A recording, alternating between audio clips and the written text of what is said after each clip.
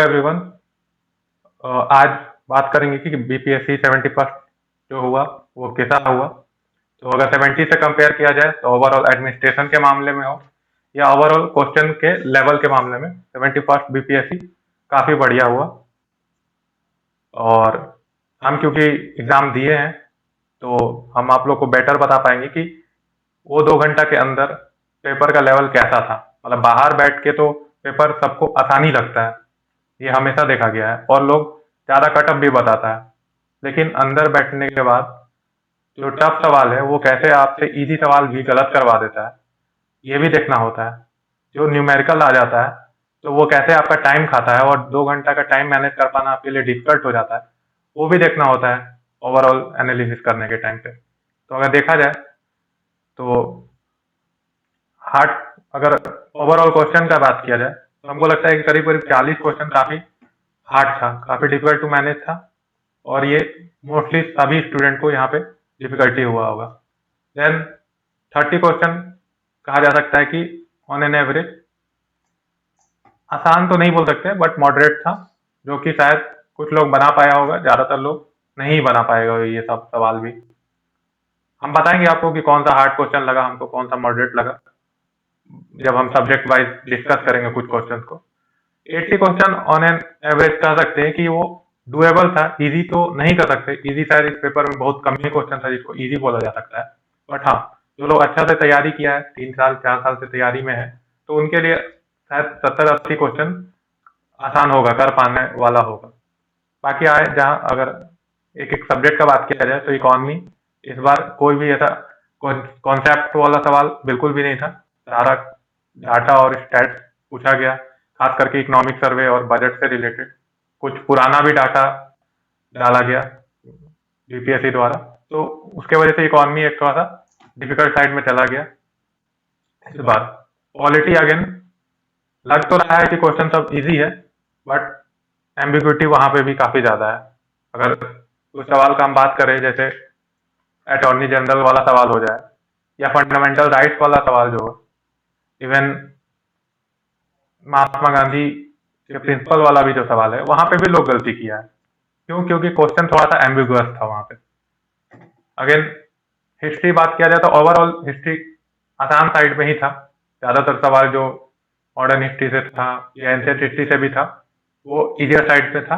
But फिर भी 4-5 fact जो कि मतलब डिफिकल्ट है, इवन घटना चक्र और जो बेसिक बुक्स होता है उसमें ये सब फैक्ट नहीं मिलने के कारण और इवन पीवाईक्यू भी नहीं होने के कारण ये सब सवाल काफी डिफिकल्ट था। जैसे माओ कॉलेज का प्रोफेसर कौन था, या फिलोसफी का प्रोफेसर कौन था कैलिफोर्निया में, डिफिकल्ट था। दो कुछ लोग मे भी इसको बना लिया होगा बट ओवरऑल देखा जाए तो ये थोड़ा डिफिकल्ट साइड में ही ये सवाल था।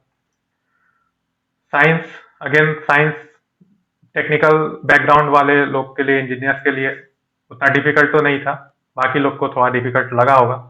हालांकि न्यूमेरिकल सॉल्व करने में पहले जो क्वेश्चन आता था वो लोग वन लाइनर सब रहता था, तो उसमें आप आसानी से 10 सेकंड 5 सेकंड में उस आंसर को कर सकते थे, लेकिन न्यूमेरिकल जिसको आता भी था तो उसको टाइम तो लगा। तो टाइम मैनेजमेंट में साइंस का पेपर जो है इस बार थोड़ा सा इशू किया है।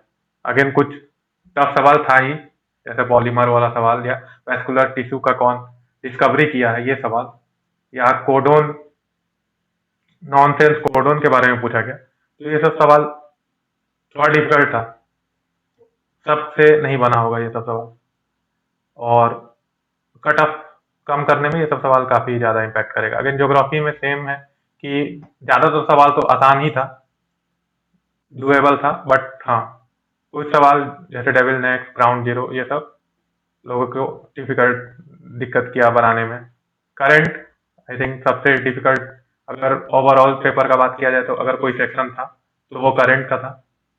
हर बार जैसे हम 3-4 बीपीएससी बैक टू बैक दिए हैं, करंट इतना टफ नहीं आता था। करंट अगर 25-30 पूछता भी था बीपीएससी तो उसमें से 15-20 आसानी से रेगुलर सोर्सेज से लोग एडिटोरियल या बाहर की कोचिंग का नोट्स उसमें से हिट कर जाता था और लोग आसानी से वो सारा सवाल बना लेता था।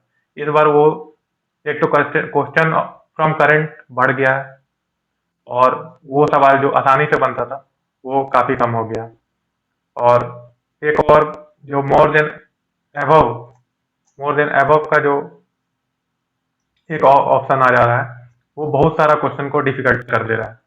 जैसा देखा गया था कि जब ई ऑप्शन बीपीएससी में होता था, तो उस तरह का ही कुछ इस बार भी हो गया है। तो इस पेपर को हम लोग 68 और 69 जैसा कंपेयर कर सकते हैं कि उस तरह का ही उस लेवल ऑफ हार्डनेस इस पेपर में था। 70 से बिल्कुल अलग था, तो 70 के मार्क्स से हम लोग कंपेयर नहीं कर सकते इस बार का मार्क्स को। इस बार का कट ऑफ काफी नीचे जा सकता है, मोस्ट प्रॉब्ली में भी अगर देखा जाए तो 85, आई थिंक 85 के भी नीचे इस बार का कट ऑफ जा सकता है, बहुत आसानी से जा सकता है, शायद उससे भी कम जा सकता है। तो जो लोग ये सोच रहे हैं कि टीचर लोग 90 या 95 बोल रहा है और कट ऑफ उतना हाई जाएगा, आई डोंट थिंक कि कट ऑफ उतना हाई जाएगा। कट ऑफ वेल बिलो रहेगा लास्ट ईयर के कट ऑफ से। इसलिए आप लोग मेंस का तैयारी सबको ही करिए। सीट काफी अच्छा है, 1300 सीट है, 13-14 हजार बच्चा लोग सिलेक्ट होगा, तो कट ऑफ कम ही रहेगा। और ये एक महीना अगर आप मेंस का तैयारी नहीं करेंगे तो काफी पीछे छूट सकते हैं, खास करके जो नए स्टूडेंट्स हैं। तो आप लोग मेंस में बिल्कुल लगिए, सब कोई तैयारी करिए। जिनका भी 80 प्लस है, इवन 75 प्लस भी है, तो वो सब कोई मेंस का तैयारी करिए। प्लस आप लोग अपना मार्क्स भी कमेंट कर सकते हैं, ताकि हमको भी पता चले कि क्या ऑन एन एवरेज लोगों का आ रहा है मार्क्स। अटेम्प्ट आप बताइए कि आप कितना अटेम्प्ट किए थे। मेरा अगर हम बात करें तो हम करीब करीब 125 अटेम्प्ट किए थे, और वही 90 के अराउंड में मेरा मार्क्स आ रहा है। हालांकि अभी तो कुछ भी नहीं कर सकते, क्योंकि बहुत सारा ऑफ मतलब आंसर्स गलत है कोचिंग के आंसर कीज में, तो we have to wait for official answer key. उसके बाद ही सही अंदाजा लोगों को लगेगा अपना मार्क्स का, और लोगों का मार्क्स बहुत लोग का घटेगा, बहुत लोग का बढ़ेगा। तो we have to wait for that. ठीक है, तो इस वीडियो में तो इतना ही तक रखते हैं।